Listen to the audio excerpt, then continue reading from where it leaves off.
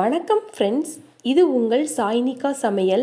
இன்றைக்கி நம்ம சாய்னிகா சமையலில் என்ன பார்க்க போகிறோன்னா, ஒரு ஈஸியான பொட்டேட்டோ ஃப்ரை தாங்க.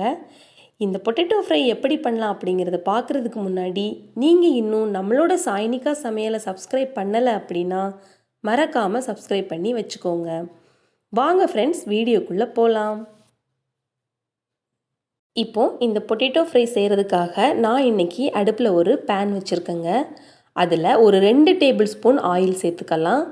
ஆயில் ஹீட் ஆகட்டும். இப்போது உருளைக்கிழங்க இந்த மாதிரி தோல் நீக்கிட்டு நீள நீளமாக நான் கட் பண்ணி வச்சுருக்கேங்க.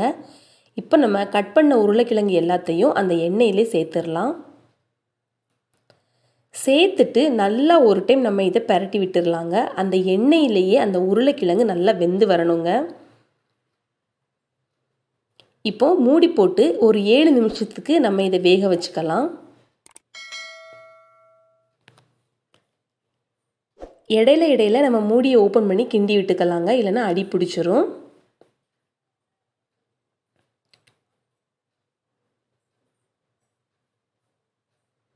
பாருங்கள், உருளைக்கிழங்கு இப்போ நல்லா வெந்துருச்சு. இப்போ ஒருக்கா நல்லா இந்த மாதிரி நம்ம கிளறி விட்டுடலாம். இந்த பொட்டேட்டோ ஃப்ரை பார்த்திங்கன்னா சீக்கிரமாக செஞ்சு முடிச்சிடலாங்க. எல்லாருக்குமே ரொம்பவே பிடிச்ச ஒரு ரெசிபியாக இருக்குங்க இது. பாருங்கள், நல்லா கலந்து விட்டாச்சு. இப்போது நம்ம காரத்துக்காக 1.5 ஸ்பூன் தனி மிளகாய் தூள் சேர்த்துருக்கேங்க. கூடவே ஒரு 1/2 ஸ்பூன் கரம் மசாலா தூள் சேர்த்துருக்குறேங்க. கூடவே ஒரு 1/4 ஸ்பூனுக்கும் குறைவாக மஞ்சள் தூள் சேர்த்துருக்கேங்க. தேவைக்கேற்ப உப்பு சேர்த்துக்கலாம்.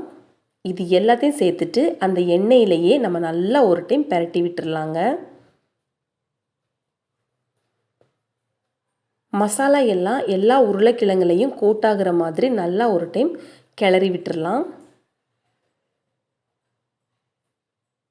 அவ்வளோதான் ஃப்ரெண்ட்ஸ், நம்மளுடைய சுவையான பொட்டேட்டோ ஃப்ரை ரொம்பவே சூப்பராக ரெடி ஆயிருச்சு. இப்போ வாசனைக்காக நான் கொஞ்சம் கருவேப்பிலையை இந்த மாதிரி ஃபைனலாக கிள்ளி சேர்த்துருக்கேங்க. சேர்த்துட்டு நம்ம அடுப்பை ஆஃப் பண்ணிடலாம்.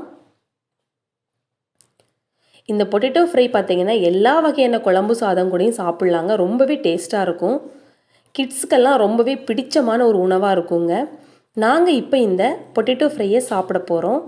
நீங்களும் இதே மாதிரி செஞ்சு பார்த்துட்டு எப்படி இருந்துச்சு அப்படின்னு கமெண்ட்ஸ் பாக்ஸில் கமெண்ட்ஸ் பண்ணுங்கள்.